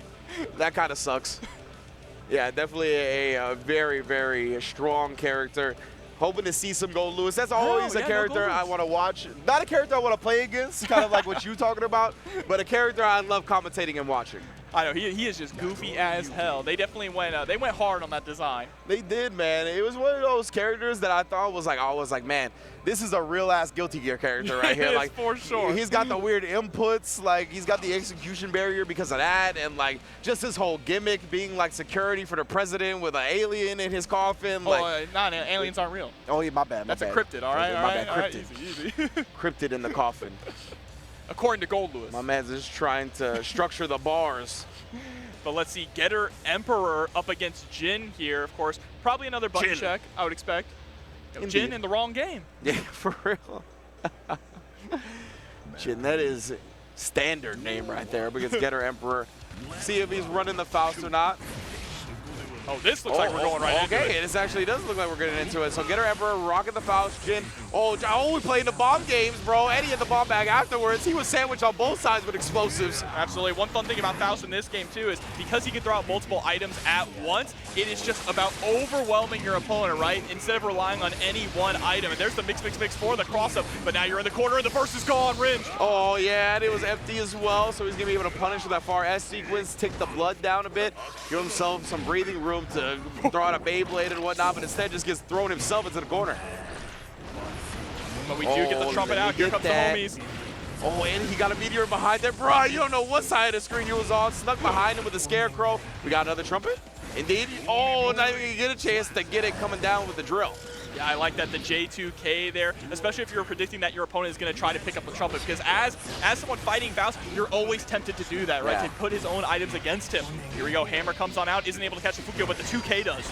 And it's one of those things too, oh, nice job getting the command throw between the hits of the mini Faust. Just to highlight the trumpet and what you were talking about as well, it's one of those things that you kind of forget when you're on low health, right? Like you kind of just go for it because you know you're supposed to deny Faust the item, but if you can only take one hit, it's oftentimes not worth it. Absolutely, and nice. Gets the jump, you have to stop the combo early. Oh, no. no. He did not, gets bombed up. Luckily enough, Faust was not able to convert from it, didn't recover in time. So Jin gonna get another chance to exhibit his offense. Yeah, but you cannot allow Emperor to escape from the corner here now. You're one confirm away from dying. Close slash is going to whip, and there it is. Looked like the backdash in the corner from Getter Emperor to avoid it. That was clutch.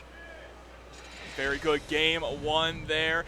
Just utilizing the items to perfection. And I feel like Faust is even more difficult in this game compared to other Guilty Gears because, you know, before it's you toss out an item, you see what item it is, you set up a situation around that. Now you have to do that with multiple items and try and control the chaos that is tons of items on the field at once. Yeah. In the past, you only got that when you used the item toss super. Yeah, that's a good point, right? He was definitely limited in the item toss before. In this game, nah, he can just keep throwing items, bro. Which I tell you what annoys the hell out of me when he gets to certain ranges and me at certain life. Nice job again, taking advantage of the fact Jin was going to respect the bomb explosion. Oh, and then this time just setting up shop back-to-back with the haircuts. I didn't like the way I did your fade the first time. And then the mix-up. He didn't with that San Andreas haircut. He added the hair to it. He did, for real. Oh, and Mini Faust coming through to carry it. Another Mini Faust. What are these items right now? Bro, the RNG gods. Are we in Vegas? Yeah, for real. That's why, I think the Faust really do get buffed, like at EVO and at Vegas tournaments, because I'm like, the RNG is in the air, fam. So good luck. Here we go, push back up against the wall. There's the bite. You see how thin he is? How's there any blood in him? Yeah, facts. What blood are you draining, fam? I feel like he's done that himself. But the PRC, and he actually gets pushed back with that FD into the trumpet. So Getter Emperor, oh, what a way to thwart that. He took to the skies to avoid the army on the ground. Jin with the jump D, reach into the skies indeed. And now in full control here. Nice backdash there to avoid the J2K. Jin just needs to find one more touch. Even chip damage will do here. Oh, he picked up the Afro himself now. Are we going to get him to toss it off? Oh, you're back. The Afro coming back to haunt you, just giving him the cut right off the top. Yeah, for real. He sliced that off. He was like, you don't deserve that hair. And close as the god, bro. That's the champagne bottle pop. Reminiscent of Elfelt. For real, but the J2K actually beating out the 2H in that situation here. 100 ton, unfortunately going to stop our pressure, but now the bombs are out, and Mini Faust as well. Yep, oh yeah, the bomb set it off the Mini Faust. We got the weights indeed. Nice job on the 6H block, and then immediately 6Ps, the scalpel coming out afterwards. But nonetheless, the scramble is going Emperor's favor, and then the big jump D blocks the burst as well to take a 2-game lead. Looking incredibly clean here. I absolutely love to watch Faust. Possibly the most entertaining character in this game to watch, just because of how much chaos is sown in these matchups. And like seeing a player able to control that chaos, it's just something foreign to a lot of like what we go through in the game, right? Unless you're a Faust player, you're like, wow, you get really impressed because it's just something that nobody else has to do. Exactly, and look, we're gonna fly right over the homies. They're still able to get the low. There's the throw. In even more set play now, takes the opportunity to set out a bomb. Oh, nice job getting that 2K and the Fukio back to get out of the bomb range and letting Faust get hit by it. That was great awareness. But this cost him anyway, though. That might have been exactly why the Fukio was not the right option. It was the fact that it pumped the blood gauge a little bit harder, didn't have a quick way to drain it, and get in Emperor now on set point. On set point and with burst on deck here, so is in a comfortable position. Well, not anymore. Back up against the wall. There's the 6H. Get those plus frames with the bite. And the gold burst coming out. Here we go. What could this be? Throws out the whole item bag. Putting down the love bomb as well. 6H, good blocks on that 6H attempt and on the fast RC low. I like what I'm seeing from Jin, but really needs to be able to make this comeback. Yeah, that's the only problem, right? Is that like the blocks have been good, but he hasn't been able to take his turn off any of them. No, and full screen here too. Getter Emperor recognizing that Jin was probably going to try and get aggressive. There's the 5D, and that should be it. Yeah, nice drop. Getting the PRC on the dust to give him the combo that he was looking for. No, like, skill. Oh, well, they removed that anyway. The red RC pop-up. So, yeah, I mean, either way, it's going to be big. I know. That's crazy. I know. They said, hey, we made some confirms do less damage, but we removed the scaling on red Roman cancel. Yeah, you know, okay, sure, yeah, whatever. Whatever you, Daisuke's vision, you know, it's Daisuke's vision. I do not have the same perception. My skill is not that high. I don't have expertise in perception like my man Daisuke does. No, he's got the vision. I mean, hey, that's why this is the best-selling Guilty Gear game, right? That's big facts, though, like by a wide margin. Bro, every time you said bite during the Nagoriyuki, I was thinking of these bugs out here in Florida. Get in my ass! And because it's damp outside, right too, here, bro. They're all showing up everywhere. You got to get that off spray, you know what I'm saying? For real, man. Keep them off you. These mother lovers. But, yeah, definitely great stuff from everybody so far in this Guilty Gear bracket. Oh, is that the Yoshi? Oh, yeah? My man. They deleted you from Super Mario RPG, bro. Don't take it lying down. Let them know they need to put you back in that graphic. That's crazy. The disrespect to Yoshi like that. That was wild. I see that they were like, they deleted Yoshi, and the little updated graphic doesn't have him with the squad with everybody else. I was like, bruh. Bro, that is the tiniest Mario I have seen in a quick minute there. That man is he's a little baby man, bro. He is tiny. Baby man. Just coming out of his puberty state. We shall see, though. But my man Yoshi coming out, I love seeing this man play, bro. He is such a talented fighting game player. It's so many fighting games.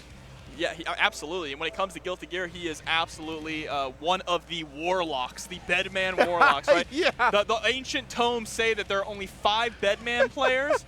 If you see more than 5 at once, they're just sharing a consciousness, okay? Yeah, for real. That is them, bro. One of the players has projected their consciousness into somebody else for the time being. Exactly. I mean, you can't dare even speak their names. We got what? Yoshi, Obama? Yeah, exactly. Like, you say those in the mirror 3 times, they're going to appear behind you. That's the deja vu. Yeah, I mean, exactly, bro. Be very, very careful. So this is a great stuff. Yeah, man, like, even with the character being out for some time, still very little players playing him, especially at a level that somebody like Yoshi is going to be playing him in. So, yeah, you can see they agree upon the hand warmers, I'm pretty sure. Yeah, because this is Anji coming in. Of course, Yoshi does play Anji in this game. That's what we started off with. And I'm curious. I know has been jumping back and forth between Anji and Bedman. I feel like Anji is probably in a better place at the moment. Bedman still takes a lot of work, but honestly, when it comes to Bedman, possibly the scariest offense in the game when you really get rolling. Definitely, and it's going to be one of those things that's still going to catch players off guard, right? There's not a lot of Bedman players, so unless you're really going at it with some of the finest that the U.S. or the world has to offer, you're not going to be prepared for somebody like GC Yoshi and what they're bringing to the table. Absolutely. You know, we've been saying Bedman, but it's actually Bedman? Yeah, Bedman? Bedman? Bedman. That's canon. Something like that. So yeah, definitely, man. It's so dope too. And for those that don't know, maybe they just got into the fighting game community recently. GC Yoshi was a Bedman player in Exerd. Yes. Again, that character was not that popular in that game either. No, not at all. Which is shocking that Bedman is back in this game. Yeah, right. Just as like a character that got brought back by the team. So yeah, it's cool, and it's like it's a very interesting like design and lore-based character though. So I'm glad to see the character pursued in this version of the game. Bedman versus Potemkin. Now this is a matchup I've actually never seen, but just from the tools that Bedman has, this sounds like it is so painful for Potemkin. I would imagine so, right? The tracking projectile, being able to follow up with projectiles as well, just Bedman's long-reaching normals. Diegubis is really going to have his work cut out for him here. Man, I'm just impressed with how confidently you pronounced his name. I was looking at it, and I was like, I don't know, but yeah, you gave me confidence with it. Nice 5P anti-air right there, speaking of. Yeah, that is a confident flick as well into the 6P. Bless him up. Oh, and backdash, you ain't going nowhere, fam. My frames are active still. Okay. Bro, Potemkin has some heart. The man's sister is right there. I know. She's just trying to catch up to the bed, bro. All the way through the wall. Oh, not even. Put us more damage on. Give me 2 more heat knuckles. Still alive with all the scaling on that combo there, but one more touch.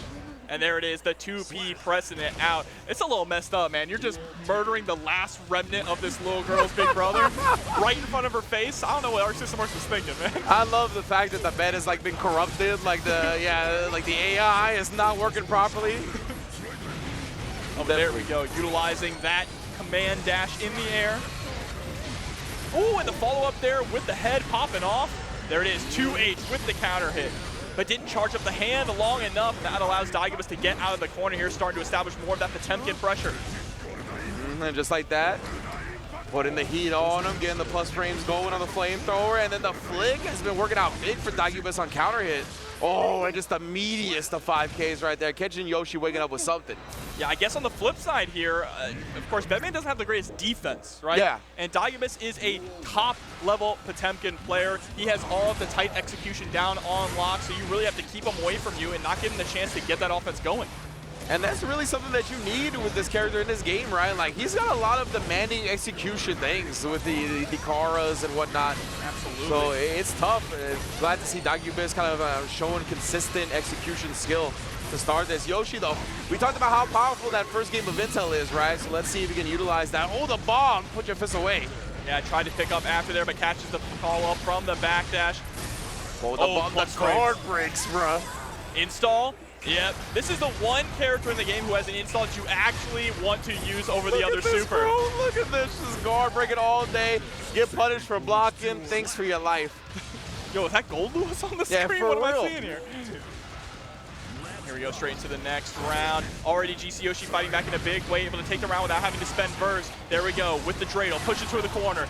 But the backwards Mega Fist, the big reversal for Potemkin allows us to escape. I was going to say, you know, we talked about security blankets before. That's one of the main ones. How you just got Potemkin Buster furniture, bro? Bro, he's tucking this bed in. That's wild. Usually I get tucked in the bed. The bed doesn't get tucked in itself. I like the patience here, just backing up. You need to find that one touch, and there it is with the 2P deceptive range. All right, Diegubis, I see you. Yeah, he's not going quietly into the night. He's not going to let Yoshi tie up this set for free. And he's doing a really good job just getting around the projectiles as well. Look at that, the neutral jump right over, getting over it, and getting the confirm, getting the burst out of Yoshi. That's huge. And the flicks, too. That's a fast projectile. It is. With flick. Very impressive reactions from Diegubis right there, setting up shop with the flick. Now we're just harassing, yeah, the hammer fist right in. ATG as well. Oh, again. He just gold with it. He knows that Yoshi's been on a Potemkin Buster and holding up. I mean, the threat of Potemkin Buster is scarier than the Potemkin Buster sometimes. Yeah. Diegubis, that was a great job not getting greedy and just going with what was working. Hitting him with the meaty buzz. Oh, give me the flamethrower. You got an FD all and the tap dust, of course. One of the signature round enders in Guilty Gear Strive. And I like that you mentioned not getting greedy, because that was 2 rounds in a row where Diegubis was 1 hit away from winning and immediately disengaged full screen. Said, hold up, I don't need to get too scary here. Let me back up and let you make the mistake. Yeah, definitely really good stuff, right? I mean, when you're a command grab type player, a lot of the time you get thirsty for that. That's the juice, right? He's landing that command grab. So the fact that he was able to compose himself, he knew what would be best for the actual results rather than the like the endorphins, you feel me? The adrenaline of getting the command throw. And now we're making the swap to Anji. And I get it, right? Making the swap to Anji. Yeah. Bedman, unfortunately, not the greatest defense. Maybe having a difficult time navigating Potemkin in neutral with the massive range that he has on his buttons here. So I think Anji's definitely going to be much more quick on the draw, right? Yeah, to me, it was really like the Bedman was such a big body himself that it was tough to kind of navigate around what Potemkin was doing. It felt like you were always in range for what he was bringing to the table. The Anji is 100% going to be able to navigate around that and still has some pretty strong pressure as well and good tools to challenge cheeks. Literal cheeks of steel, bro. They get bigger every game. He's all caked up. Okay, the BBL upgrade. We are in Florida after all. And there we go. Nice whiff punish. Going to be able to take the round with this too on a wall break. Oh no, Potemkin just a little too heavy with the routing that we went for. Oh, he faked out the flamethrower. No Garuda, only Potemkin Busters. It takes one more. He gets the tap dust. The wall break for the kill. How quickly that turned around. Good God. That is Potemkin for you. That is Diegubis for you. One of the best Potemkins in the business here in Strive. Oh no, he actually didn't get it with the slide head. Yoshi, big open up because of that, allowing him a huge punish. Oh, but you see the defense on Diegubis has been super strong as well. Getting that 2D to knock down to start his game. Wow. For sure, but there we go. Gets the punish on the slide head attempt, and here we go. Skiving the fan, send him through the wall. It was the slide head again, right? That's been the both hits so far that Yoshi's gotten in the set. Diegubis maybe committing to it a little bit too much. We'll see if he holsters that going forward. No challenge on the up fan. That means plus frames. That means overhead setup with the RC. Wow, he's trying to hold on to this round. That is a hero burst if I've ever seen one, and going straight into the next one with no burst on deck. That is a questionable decision making, but let's see if it pays off. You're trying to get into Ultra Academy with that one. I feel you, dog. Oh, you get Garudas all day. And you know, we haven't really been doing a ton of Garudas, right? We've just been going for a lot of other options here, so now we're starting to mix that in. The back throw PRC, wow, 6P, let us play on the other side. Oh, goes for the hop in, gets the low as well. Corner carry with the JD. Oh, and the wall stick gets the hop forward into the super. This is huge for Yoshi, but we've seen Diegubis come back from a lot of these situations before already. Yeah, you want to keep those plus frames if you're Yoshi 100% right there. Oh, the tap dust and the recognition that the positive bonus chunk that the dust was going to hit was actually going to give him RC. He did not have RC before that hit. Yeah, and that's a high-level kind of play there, able to close out the round and get a game on the board. The swap is working for GC Yoshi. Indeed. But Diegubis still has 3 games, already has been warmed up, and has 3 games to adapt to this character swap. Yeah, indeed, and man, it was scary for him too. Like, it was still not free for Yoshi in that game. Like, one wrong decision and he was dead. So great stuff from both players now in this set as Yoshi bounces back. Diegubis though, look at that, not going quietly into the night. Hammerfall armor, he was gonna get a huge punish. Yeah, here we go, poking with the far slash, tries to use the spin to get in. Oh, IBFD, not gonna push you out far enough against Anji though. His range on that 2S is wild. Mega Fist though, the back Mega Fist. You already know, good old reliable for the Tempians in the corner. They want to keep doing it, bro. It's so much easier now for GC Yoshi with Anji to stay outside of the 2P range. And 2P ended up being a really strong tool against Bedman, right? Just because how big body he was, like you mentioned. My man's, oh, Yoshi. Yeah, now he has like a bit of range because like Anji's got some decent normals. So he can kind of stay outside and not be so susceptible with his big body. Being able to check Potemkin with those lights as well. He has a very good 2P, a lot of range on it. Oh, misses the punish there on the jump into the slide head. Unfortunate, there's the cheeks again. Buns of steel. Oh, yeah, the plus frames. That's something that, I was going to say, maybe he can abuse a little bit because Diegubis hasn't been tried to stuff it, but the heat knuckle catches him from escaping in the air. Oh, and we are mashing on Wake Up there, recognizing that you were going to go for the hammer fall stop. There it is, wall break with the JD. Absolutely positive bonus now for GC Yoshi. It means we can start running some of this pressure. If we get the opportunity, goddamn. Yeah, the 2P on the stage change actually does come through in the clutch there. And that's one of the things that gets playing against Potemkin, right? Like, if he puts a button out, you hit him really early. So you land and you're just susceptible to throw after. That's rough. Oh, it's susceptible to that 6P also. Diegubis sitting here at set point. Burst on deck for both of these players. And there it is, spent early. Diegubis wants to maintain this corner positioning. Yeah, Yoshi, that was good. It looked like IBFDs to start, pushed him away a little bit, but Yoshi gonna bulldoze his way in regardless. Caught the backdash right there, the close S, and now the counter hit. Diegubis trying to get a chance to play here, but it's gonna be a lot of damage. Might even kill. Potemkin is meaty, but wow. Potemkin, I don't care if you got the second highest health in the game, baby. It's the Guts Crush on that super, right? The multi-hits on the super definitely helps get rid of that Guts modifier. And now we are going to game 5 here between these two players. Really good stuff right here from Yoshi, bringing it back 2 games straight with the Anji after starting with the Bedman. And Diegubis, you can see he doesn't want to let Yoshi keep gaining confidence, keep gaining momentum. He tried to burst early, but he's still locked in his corner, and he's still getting counter hit. Big tech throw, and he's got the corner for himself, but immediately gets knocked down. Yeah, but we are just brawling on out to make this coast-to-coast 2 with the block string. Baits out the throw this time, recognizing the mistake we made in the last round and cleaning it up here. That should be a perfect. Immediate adjustment from Yoshi right there. Perfect indeed. Not a scratch on the steel abs. But Diegubis is going to be coming through with the burst very soon. Almost all the way built up. Oh, burst whiffs on the Garuda, but you know what? We take those. Yeah, I was going to say, that's not bad. Like, you don't build the burst meter, but still, you're, like, close enough. He's kind of in recovery from the Garuda. Yoshi doing the best job, taking his turn. Fully charged 5D just to get a little bit of extra damage. And now with this positive bonus, all we need to find is that one touch. That was so good, man. The double jump to avoid the immediate response, the umbrella as well to throw off the air trajectory, and then falling with a button. Yoshi, man, he is a veteran of the air footsies. Absolutely, and Anji's air footsies are impeccable. When you have different, if you're a character who has different tools to stall your movement in the air, you are blessed. Yes. Whether you be Mei, whether you be Anji, whether you be Soul, just really good options to mess up your opponent's anti-air game. Yeah, it's so strong, right? Like, especially in a game like this where they, like, a proper anti-air is part of a system mechanic, right? It's built into everybody. The 6P is there. Like, everybody knows how to anti-air in this game because of that. So, like, being able to play your opponent's expectations against them with, like, the altering of the air trajectory, perfect. Especially for the reward you get on a jump in. And if you force them to whiff 6P and you get that counter hit, it's done. It's done. Wrap it up. Juice. The juice, bro, gonna be loose. Let's see, we got more players stepping up to the place right now. We got CPU and New Breaker, I believe 9,000.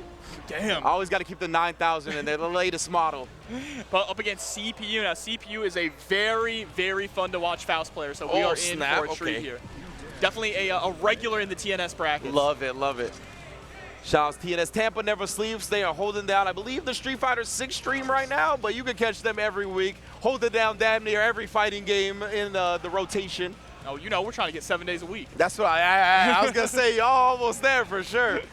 Never sleep for sure, but looks like maybe on the other end. Oh, I saw Jacko. Are we going to lock into it? Jacko in the building here. Oh, this is going to be an interesting matchup. The Jacko and the Faust. If that is the case, whose Faust, minions get paid more? Yeah, for real. I think it would be a little bit annoying for Faust just because Jacko kind of put a lot of minions on you from a distance. At Faust, he needs a little bit of time to get set up for certain things. So that could be the case, but we'll see, man. Talk about CPU being a talented Faust player. I'm sure that he's going to be able to kind of thwart that a little bit, get around these minions that are going to be sent their way. Yeah, and there's so many different ways to play Faust as well, whether you want to be the hyper-aggressive Faust or the kind that sits out and just throws out items to harass. Though I think in this case, you're not going to really be able to do that against Jack, all right? If you sit back and try to throw out items willy-nilly, you are going to get clipped by a minion. And I can see, I feel like that's why CPU already went with the scalpel from that distance rather than an item, right? He was like, let me establish this, let Jacko know that she can't just summon minions and start throwing them out for free. But right now we do have one on the screen, allowed him to kind of shore up that distance. Oh, but there we go. The trade is going to be able to get rid of the minion, and that's huge as well. Even if you can't get a touch on Jacko, like a real confirm, trading with her to get rid of those minions is huge. That's the cornerstone of her game plan. Using our own minions to get in, Despicable Me. There we go. The far slash trying to poke out. And New Breaker. You see, oh, just a kick right there. CPU trying to take his turn a little bit too early. The minions is there. The tap does into the RC to keep my turn going. Oh, what a tech throw right there, though, to relieve some pressure, get rid of minion as well.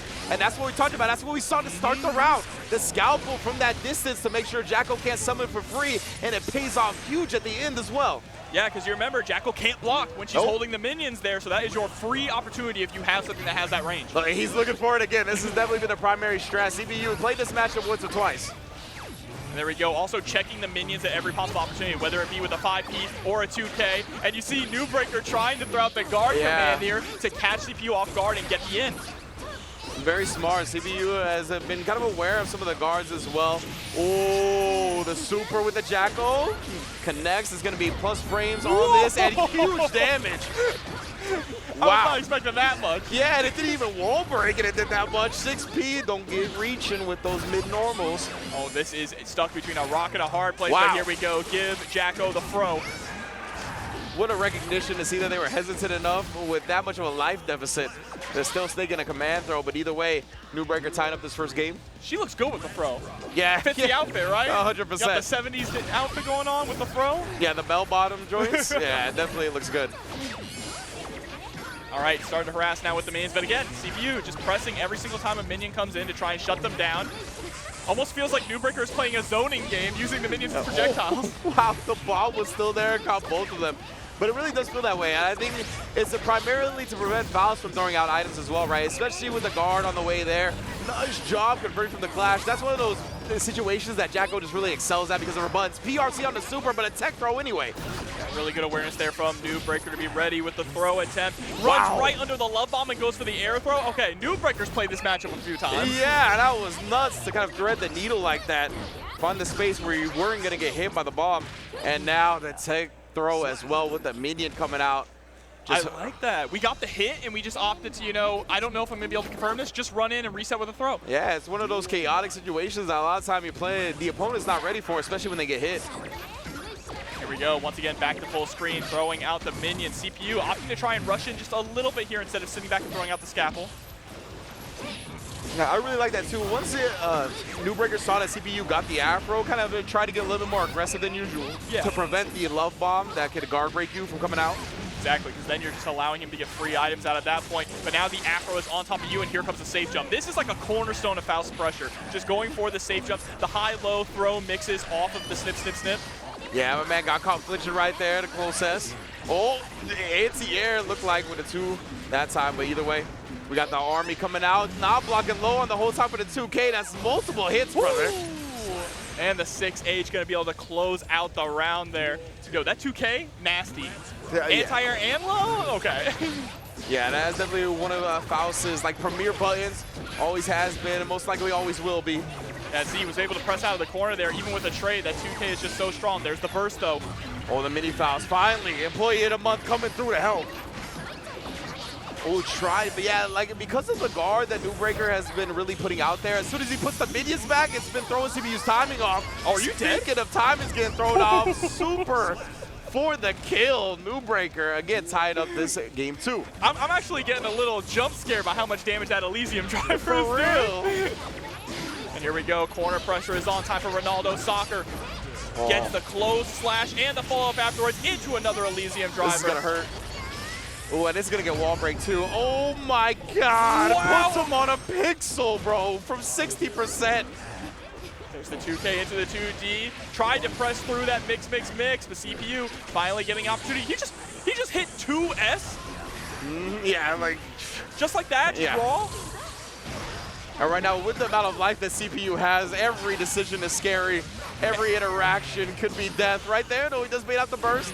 And there it is. Yeah, getting a little scrambly in the air, but I like how CPU was taking the risks going in. You had to at that point. Yeah. The moment that you gave Jackal any room to breathe, the minions were coming out, and your meter was going to be gone. You were going to be forced to FD, and it was going to be over. Yeah, it is tough, man. Like, the rhythm of Jackal's offense a lot of the time is tough to catch on to as well. So it's very easy to just eat like an attack out of nowhere when they cancel into it. And he didn't have the life to live through even a single one, even if there was no combo to follow it up with. So as you said, he really had no choice but to stay offensive the whole time. Yeah, absolutely. But here we go. We're taking a little bit of a breather. Time to jump back in it. Get a swig of that water, too, while you're at it. And, you know, also the nerves of being up on stage. I know we've all been there, right? Been called up on stream. Sometimes the nerves can really get to you, and in certain matchups you even feel comfortable against, it can just kind of fall apart sometimes. Yeah, man, it's all different. The atmosphere is very different on the stage and in a tournament environment than it is in casuals or online or anything like that. Like, you will find yourself thinking about things that you shouldn't be thinking about, you know? Exactly, but here we go now. Afro is on, Mini Faust is out, and we are in dire straits. Wow. Didn't even need the employee of the month to come through right there. All point character damage. He gets paid vacation. Yeah, for real. Here we go, pressure on again with the mix. Close slash into the super, give him the shin breaker. Man, this is so rough, bro. Oh, God. I forgot about the tongue. Always good stuff. Yeah, you know, that's one of the more relatable supers because we all know what that pain is like, getting clipped right in the shins. That was me yesterday during setup. Oh, see, that's what I'm saying, bro. That brings up PTSD for a lot of us.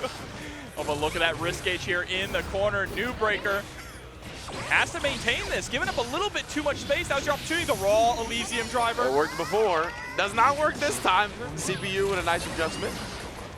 There we go, Trumpet is picked up. Time for the squad coming through, Stampede. Ooh, okay.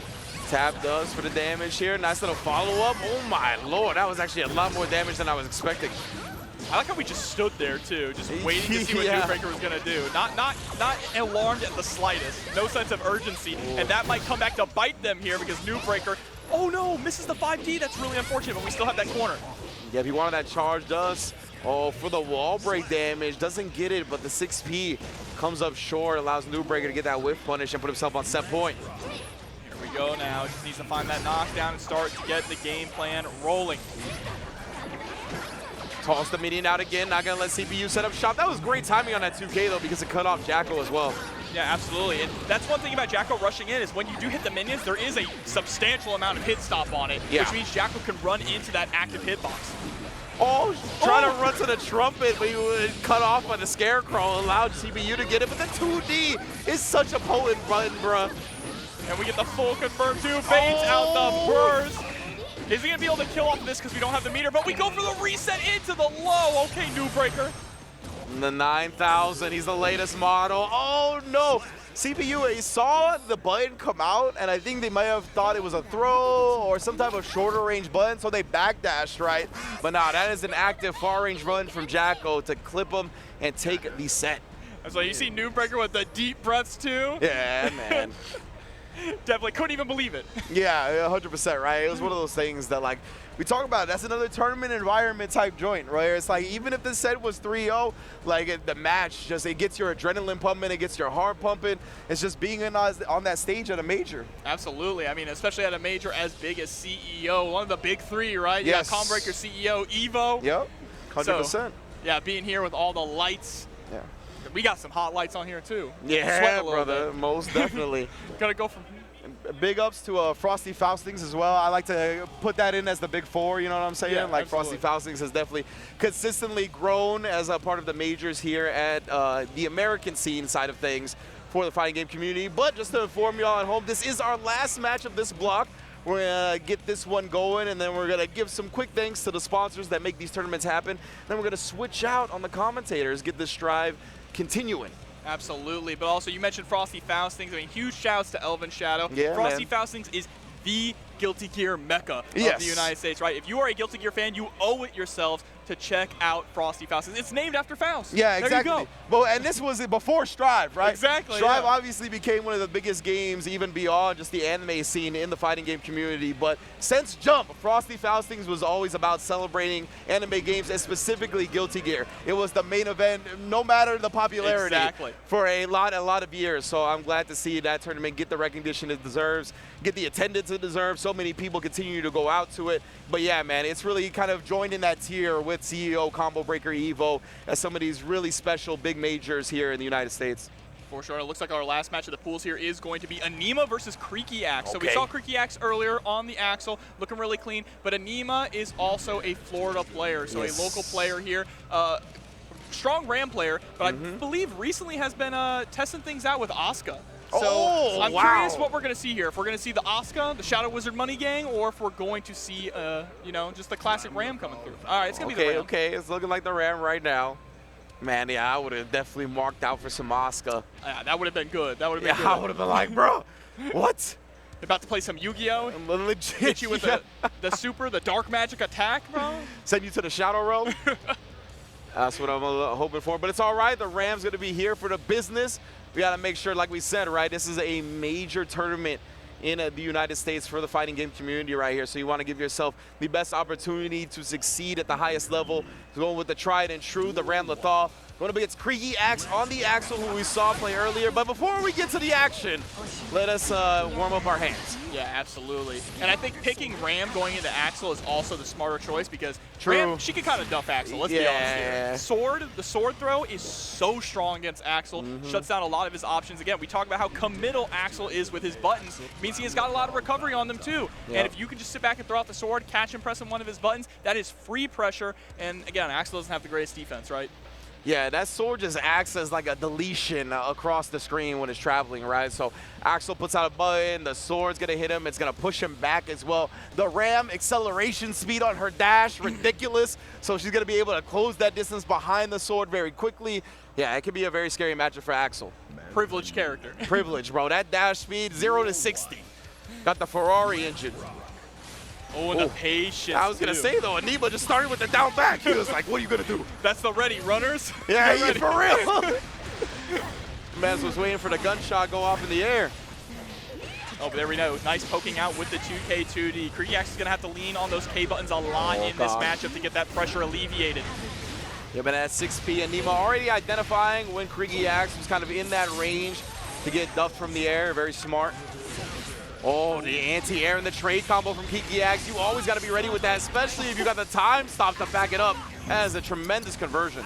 We don't go for the wall break there. I actually like that a lot. Me too. Maintaining the wall pressure, so now you can start really harassing with the close slashes, but Mortabato. Mortabato, what a super, brother. Very easy input as well. I think it's double quarter circle back. It's one of those easy reaction supers that deletes your opponent. It's so quick, too. It's hard to punish. Yeah. What a ridiculous super. But there we go. Burst, aggressive burst there from Aneema, pushes CreakyAxe into the corner. But now we're down a sword here, which means some of our normals are going to suffer, and CreakyAxe is able to capitalize on that, getting out. One more touch. Yeah, trying to catch him flinching to get this last bit of health. CreakyAxe, very dominant second round. Oh, and there we go. Yep, press him with the 5P. I like to see that. CreakyAxe definitely familiar with his matchup, it seems. Knows when it's their turn to press in the corner. And now Aneema, you see adjustments coming out from his side as well, just with a dash up 6P to start the round. Caught one of those mid-range buttons that CreakyAxe was going for. That's why you can see Creaky is starting to utilize that 2H a little bit more. Doesn't want to get clipped by that 6P again. Here we go, back into the corner. Going for the flip now, trying to bait out some of those button presses. The flip there with Ram is also really good to bait out the 2K from Axel, right? If Axel's trying to press a lot, but look at that wrist gauge. There's the mortal counter, and you're dead, Talked about it, bro. You're in the wrong neighborhood, fam. Red gauge bar, we rock blue around here. This is a Ram Lethal 1-0 from Aneema. Yeah, I heard someone call that the fear gauge, and I said that's brilliant. That's what that is. 100%, man. The exclamation point when that comes out, literally screaming for help. Here we go. Knockdown early on, starting to incorporate some of the throw. Axel's offense a little bit more predictable, right? Because he doesn't have crazy mix-ups compared to a lot of characters or crazy pressure, so he does have to lean a lot into that strike throw game. Yeah, 100%. You get your opponent knocked down in the corner like that, that's really where your bread is buttered. Oh, that had to be an execution error. Yeah, I would think so. Or maybe we thought that CreakyAxe was going to try and press. Just a huge call out. Yeah, definitely a big call out. Either way, CreakyAxe allowing himself a little bit more leniency because of that. Right back in this game, RC trying to keep this pressure going. Rainwater, oh, chasing down the back dash with the dash far S beforehand. That was really good. Yeah, very nice to see her. And Aneema has a lot of Axel experience too, being able to play people like Zintai a lot. Oh, okay. So you can definitely see it paying off here, but needs to find that one solid hit, being very patient about approaching. And there it is, those long-range buttons too. 5H is just an absolute scary button in this matchup here, able to blow up Axel. Yeah. Oh, okay, maybe. Yeah, now I don't know if it was an execution error or not, or just some hard call-outs. I definitely think it's a hard call-out, thinking that Axel is going to try and press or overextend in the offense here. But so far, CreakyAxe has been very smart about delaying that offense just a little bit to see what Aneema is going to do. Yeah, the Mortabato, we saw it pay dividends early on, right? So yeah, I guess he's been going to that well a couple of times. See it here as he just built the meter with like that micro dash at the end. That was very good management. Waits up with a super, but we gotta jump it. Oh, instead he's got a PRC. And I like that jump out there as well. Saves you from the 2K and saves you from the throw attempt, and Aneema is able to take the round. Yeah, that's the thing. I think if you're an Axel player and you kind of RC that, maybe you should be looking for the jump, right? Because that's how you punish that super on block, is jumping after the first part. Exactly. So yeah, maybe something to look forward to in the future.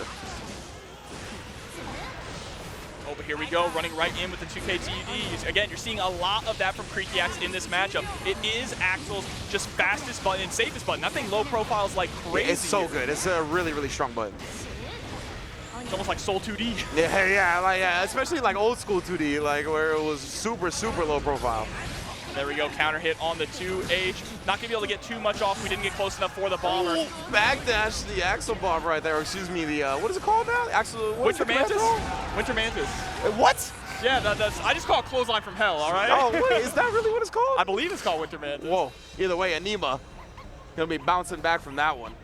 Oh, no. This is going to be 2-0 for Aneema. I forgot. Yeah. I thought CreakyAxe was able to take the first game, but no, this is a good start. It's because the rounds that he's been winning have been very solid rounds, right?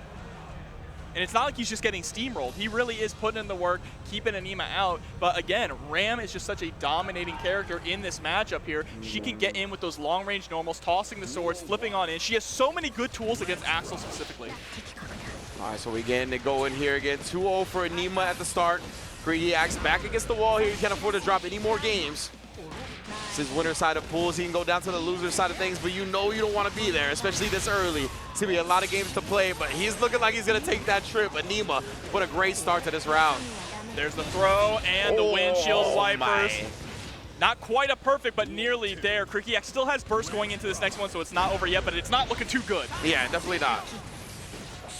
2K2D, aggressive burst here from Aneema. Doesn't want to let CreakyAxe get that pressure started. Here we go. Uh-oh, Ringe. Yeah, this is wall break. Gonna be mad damage on the double beam dream as well. Oh my god. Hard knockdown, positive bonus. CreakyAxe on death's door, but there's the backdash. And he's gonna get another chance to play here. We got a forward throw as well for the tick pressure. Aneema, you can tell he's being safe. Great IBFD on that meaty though. Windshield wipers just circumvent neutral, right? Get in for free. Oh, and then 2K at such distance on that, actually clipping him after the backdash regardless. But the big normals from Ram, always getting the job done. You really identified that as one of the troublesome aspects of this matchup, and we see it exactly play out. Yeah, okay, I mean, Axel wants to sit out there. He wants to play it poke like out with 5P, right? He wants to poke with 2H, but that 5H just has a lot of priority, a massive hitbox, and it can stuff you and blow you up as Axel. And as Axel, you don't want to take huge risks. That's the thing about him. He doesn't have a lot of life. Yeah, yeah. You know, I always get confused on the command throw for Axel because I know the flame thing is the Axel bomber, right? Yeah, yeah. But Hulk Hogan's finisher in Japan was called Axe Bomber. And it was a clothesline. It was a clothesline. So I was like, bro, I feel like that's kind of a reference to that because they, of all command throws to give him, it's a clothesline. So I always think of that when I see Axel doing the command throw. But big ups to all of our players in this first round of pools, man. It was dope commentating with you, my brother. Absolutely. It was Our first time. Yeah, yeah. First And we time. opened up CEO Guilty Gear Strive. That's what I like to see, man. Absolutely, a whole lot of fun. Thank you all so much for tuning in, but don't go anywhere because there is still going to be plenty of Guilty Gear after.